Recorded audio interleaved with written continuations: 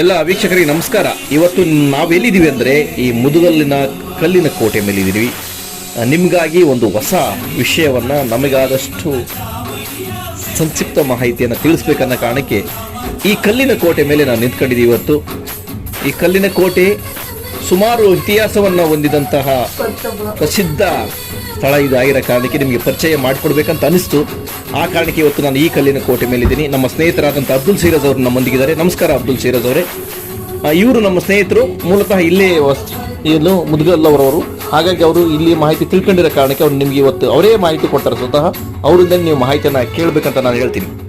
ನಮಸ್ಕಾರ ಮುದುಗಲ್ ವೀಕ್ಷಕರೇ.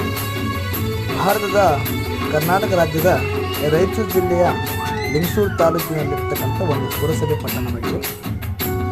ಮುದ್ಗಲ್ ಲಿಂಗಸೂರಿನ ನೈಋತ್ಯಕ್ಕೆ ಸುಮಾರು ಒಂದು 10 ಮೈಲಿ ದೂರದಲ್ಲಿದೆ, ಅಂದರೆ ಒಂದು 20 ಕಿಲೋಮೀಟರ್.